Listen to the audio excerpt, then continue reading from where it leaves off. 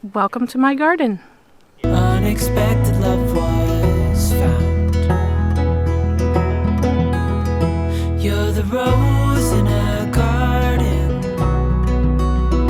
and it shows if I'm honest. You're the leaves in mid-August, and I've come out here to say that I love you.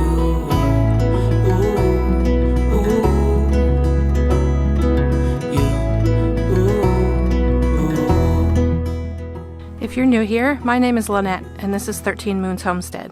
We've had a few additions, and the garden has expanded quite a bit. The last time you saw a shot of the full garden, it was a lot smaller. It was only about a month and a half ago, but there were only 6 raised beds. Only 2 of them had anything planted in them, and they were just sprouted. It's a lot different now. I'm going to show you. You're the rose in a garden, and it shows if I'm on it.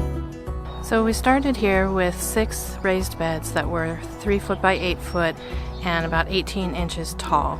We had those built for us last summer thinking that we'd be able to get a garden in then, and it didn't really happen. So we started looking around the homestead for materials, and we found enough to build 1 more bed, and it's 4 by 8. And then I ultimately decided to buy lumber to build 2 more 4 by 8 beds and 2 5 by 10 beds.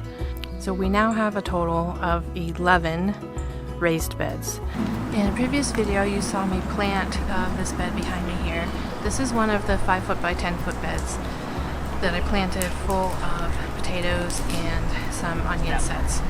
So we planted in here some purple potatoes, some like yellow white potatoes, and then a mix that has, I think, blue, red, and white potatoes.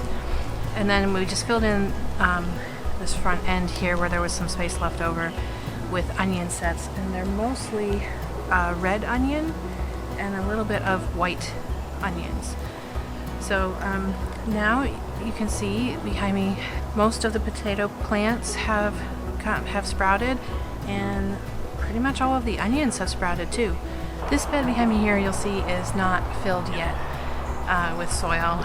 We've started with the hugelkultur style, just like most of the other beds, and we've got branches in there, but I need to go get another load of soil. This is the last bed that's not planted, and probably will accomplish that by the end of this week, getting it filled and planted, because I have plants in the greenhouse that need to come out here now because it's time to start fall starts in the greenhouse.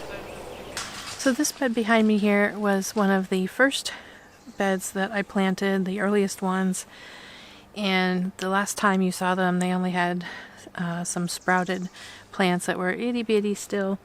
Now it is full of lush green leaves. On the trellis here I have you can kind of see there, I have an arched trellis here.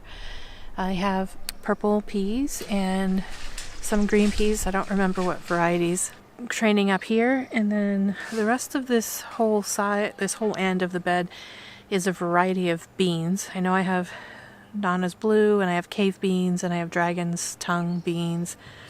There's probably 3 or more other types that I don't remember. I was under the impression that these were bush beans, and I'm not familiar. I'm new at gardening, so I planted them in a bush bean fashion and found that some of them grabbed on to the PVC pipe that we have up here to support our floating row cover and started climbing that.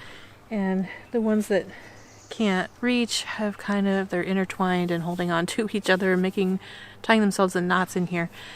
So I'm actually going to just put some branches together, make a little TP formation for them to climb up and try to separate them before they get too far along.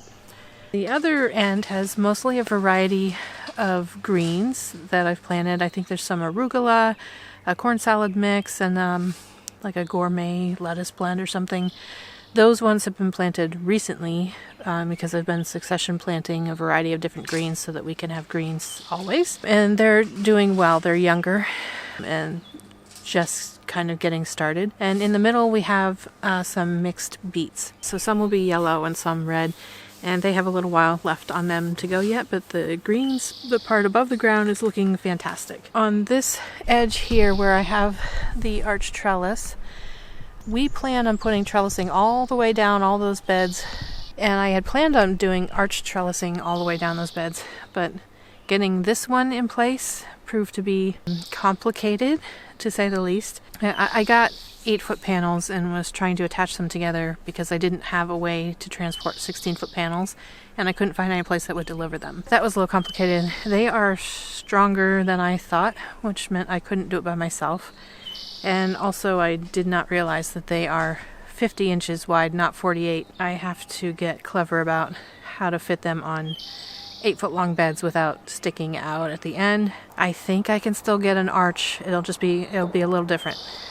So on this edge of the bed, when you get past the peas, we have, I think it's 4 plants of yellow zucchini, which are coming right along. Actually, they look fantastic.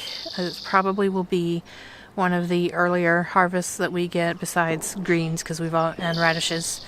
We've already harvested radishes a couple times. This bed here you can see is full mostly of greens. I have right up front here a spinach, and then a lettuce mix, and then some braising greens, which are mostly Swiss chard and beet. And they're getting actually kind of big now. I really intended these all to be harvestable as small baby leaves, and that kind of got away from me. They look fantastic. We're actually going to harvest a lot of this probably tonight, and we're going to eat a bunch and probably process it and put away a bunch. In between the big lush rows are newer rows because I succession planted. So there's a different spinach right after the first one, and a different gourmet lettuce blend after the first lettuce blend, and then after the chard there is I think I actually put butter crunch lettuce down at the end, and that's newer, so it's still small, but it is coming up and looking good. And then this side over here, you can see, is the other side of the arch trellis from the last bed. There will be more trellising, and I have a variety of smaller squashes planted along this side. I don't actually remember exactly. I do have them labeled, but I don't remember what they look like. They have, some odd names. The only one I know is down at the end. There are 2 plants that are a buttercup, so it's a smaller squash. I did look everything up before I planted it, and these should be small enough that they can go over the trellising okay and be supported. They're not going to be too heavy on the trellis. So that is this bed. This has been one of the most satisfying beds because we've been able to harvest out of this kind of ongoing, and it keeps growing back, and that's awesome. This bed is one of the newer built beds, and so one of the later ones planted. And I put in here some tomato transplants.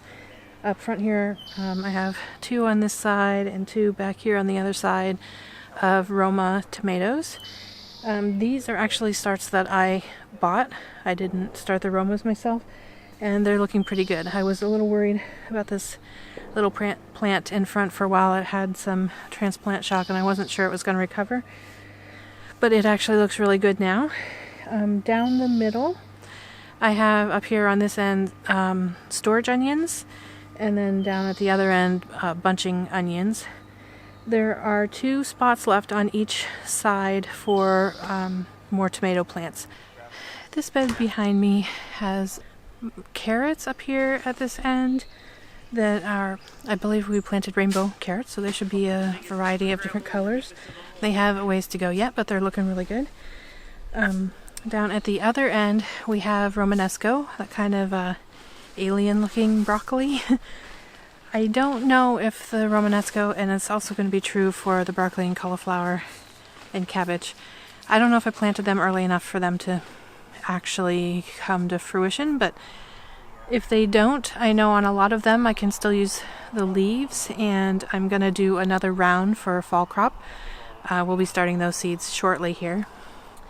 Down this side of the bed here, this again, there will be more trellising, going on here. Right in front, right here, the first two plants are dragon egg cucumber, and the rest of them on this side of this bed are pickling cucumbers. This bed has mostly onions in it. They are Walla onions. These ones were planted from starts, which are living 1 year old, the little tiny plants. They have been topped once and spooned and have new growth since I even topped them, which was just a few days ago, maybe a week ago. They are doing well as far as I can tell. There were a couple in here that when I came to top them had already fallen over from the weight of the stalks, so I don't know. Maybe you can tell me if you know in the comments down below if they will continue to grow or not. I'll pull them if they're not going to, because we can still use them. Originally, where these 4 tomato plants are along the edge here, I had a whole row of radishes which also have already been harvested, and we've eaten most of them. This first 2 tomatoes here are Indigo Rose, and they're really cool. They're a very deep purple color, and there are some little tomatoes on it already. The second 2 are called German, and all 4 of these I did buy. And the German, I think, are an heirloom slicer, but I can't remember. I have many varieties of tomato, but they're orange and yellow, kind of stripy looking, and it does not have any fruit set on it yet. As a matter of fact, it doesn't even have flowers yet, so we'll see how that goes. But the onions are looking fantastic. This bed here has had the most ridiculous amount of growth. A lot of it, which you can barely even tell, has red cabbages in it. But along this edge, where again I plan to have trellising, I planted a variety of winter squashes that I thought would be acceptable for trellising. The first 2, I'm not familiar with the names, so I don't remember what they're supposed to look like. I just remember that I checked everything before I planted that it should be okay for trellising. But my goodness, the stalks on these are ridiculously large, and they're spreading everywhere. The leaves are giant, so we'll see how that goes. The last 4 on the side are even more ridiculous, and those ones are a bit of a mystery because I went in search of a certain Chinese pumpkin. You can't even really see in the middle. There are 2 plants. It's supposed to be a big stem mustard plant that grows kind of like a kohlrabi. The part that you use is a fat stem at the base. It does seem to be shaping up sort of that way. The stem is thickening quite a lot, but I have actually no idea if that's what they sent me or not. The red cabbages, the leaves are looking fantastic. These were kind of leggy when I planted them because even though I started them late in the greenhouse, I couldn't get them out into the garden as soon as they were ready because the garden beds weren't ready. I don't know if they'll form heads. It looks like they're starting to form heads in the middle, but again, because it's a cold weather crop, I'm going to be starting seeds again to plant for a fall crop. So if these ones don't do well, we'll save the leaves if they're usable, and we'll start again. This bed here has actually mostly green cabbage. I don't remember exactly what variety.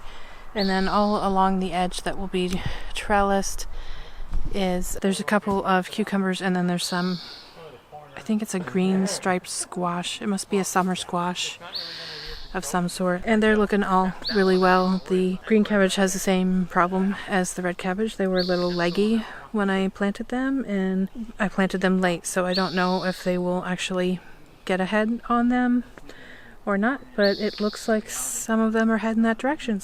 This bed is pretty much entirely cauliflower and broccoli, and it has the same issues that the cabbage has, where it's got a lot of great big leaves that are really beautiful and nice and not really forming any heads. So I think in this case I just planted too late. It's really a cool weather crop, so we'll see how it goes. One of the broccoli plants just bolted, went straight to flower. There's some little side shoots that it looks like we might get a couple little florets off of, but they're pretty loose, so I don't know. I think they're probably just gonna go to flower too. So probably the broccoli and cauliflower are a wash, but I'm gonna let them go. They're not dying or anything until it's time to put new plants in. for the fall harvest. If there's nothing by then we'll just replace them with new plants. There are also 2 little cantaloupe plants in here that are on the side that will eventually be trellised, but they're not really doing anything since I put them in. They're quite small and they really haven't changed size, but they also are not dying. I've read that it can be quite difficult to grow cantaloupe, so I'm going to read a little more about it and just keep taking care of them the way I am for now. Okay, this is the last bed behind me here, and I have tomatoes and peppers in this bed. The tomatoes I have along this edge, which will be trellised, and they're all the same variety. There are 8 of them here, which is a little crowded. I had started 4 of these. They're the Willamette variety, and I didn't realize that I had started that variety, and I bought 4 at a nursery that are also the Willamette variety. We live in the Willamette Valley, so these are developed here anyway. Because I have so many tomato plants and I need to find places to fit them in, I crowded these a little bit because I figured 8 plants of the same variety, I should get something off of them even if they're a little crowded. Hopefully they'll do well. Some of the plants do already have several tomatoes on them, and they're growing well, so that's fantastic. And I think because these are summer crop, the ones that I started, when I put them out at the same time as the nursery starts, and they were about the same size. So for these plants, I think it was not late to plant them. And the rest of the bed is planted in peppers, a few different varieties, and they are more appropriately spaced. I know I have 2 banana peppers here and 2 of a variety that it's called Purple Beauty, so they should be purple, and then I think just some green bell peppers down at the end. 8 pepper plants in total in this bed. So that is all of the garden beds, the end of the garden tour, except for this one last thing at the end of the garden here. So we're back now at the end where the satellite dish is. If you've seen previous videos, you might have an idea how it relates to how our land is laid out. You can see the house there. And then behind me I'm going to show you the newest project that we're starting, and we've barely gotten started. It's a building project, and we're just working on the foundation still, trying to get it level and square. We are building a combination chicken coop and shed. One end, probably the greater portion of it, will be chicken coop, and then the other end will be a little bit of space for, at least for now, will be garden shed. I have learned, being up here in the garden, that when I come up to work I bring a whole bunch of tools with me. Sometimes it's multiple trips from the greenhouse where I'm currently storing them, and then when I'm done I have to pack everything back up and take it back to the greenhouse so it doesn't just get rained on or whatever. And it seems like it shouldn't be that far, and it's not really, but I have problems with my back and my knees, and it is there's a hill that I have to go up and down between them. So I do want a little bit of shed space up here to keep the most commonly used garden tools, a couple of buckets, some of the fertilizers, that kind of thing. And the chicken coop on the other end is because I do have chickens. I did not make a video when I brought them home. It was very exciting and kind of nerve-wracking because I was really excited about having the first livestock on our homestead, and having just baby chicks because they're adorable and they all the little peeping and they're so cute. But I was also terrified that I was going to do something wrong, and then it was complicated by that was earlier on when shutdowns started in our state, and how the stores are managing during the pandemic. It just made for a really big bundle of very mixed emotions, and I ended up not filming when I got them home. I was just concerned about getting them under heat not lamps, I have heat plates, but getting them into the brooder safely. So we did bring them home, and I actually got 4 different batches, so to speak. The store where I got them gets chickens in, baby chicks, day-old chicks in on Wednesdays and Fridays. And they only get a couple of breeds each time, and I wanted multiple breeds. So I chose from Wednesday and Friday, and then another Wednesday and Friday over the span of 2 adjacent weeks. And because of pandemic, we were trying not to leave the house as often as possible, but they only hold for 3 days, which makes sense. So we went Friday, and then again the following Friday. And in the end, I came home with 14 chickens. I have 5 different breeds, and I will go over those more in another video, but it has been so long that they are 8 and 9 weeks old almost. And it's getting to the point where we've gone from the itty bitty baby brooder to a big stock tank in my office. Literally, I had a 6-foot stock tank in my office, to now we're down in the garage with an 8-foot by 3-foot stock tank. But even that, they are rapidly outgrowing, because I had no idea chickens grew this fast. I thought I had a little more time. So we are, as quickly as we can manage, with very little building experience, building a shed. So this is what we're working on. You can kind of see back here where the foundation is getting started, and I'll probably show a little footage of my husband and the boys working on it. It is our land is sloped entirely from the back to the road, with the back being the high side, and so there's very few places on our land that are actually flat. So pretty much doesn't matter where we put this, we're going to have to deal with a slope. So originally the shed was going to go this way, so that the shed end would be right here at the edge of the garden. But because of tree roots and the longer span going that way over the slope would have made a much greater slope to deal with.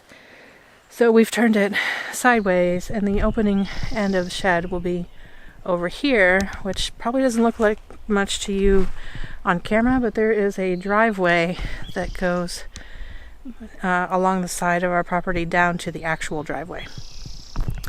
So it does make sense for here. It will be accessible along that driveway, and it's still very close, 10 feet from the garden. So that is the garden in a nutshell for June of 2020. Quite a lot more here, and quite a lot growing since the last time you saw the whole garden. And there's still so much more to do. Trellising is definitely the next thing, and then probably hot on the heels of that for the garden will be fencing. We have the fencing, and I think I have enough T-posts for it even. It's just a matter of having time. The chicken coop is going to take priority over any other structure building until we can get the girls out here and into a bigger space, because they're pretty cramped in the brooder right now. Overall, I still mostly don't know what I'm doing. I watch a lot of YouTube videos and I read a lot of books and try to get better idea on different things. If I see a problem, then I'll go research it and see if I can fix it.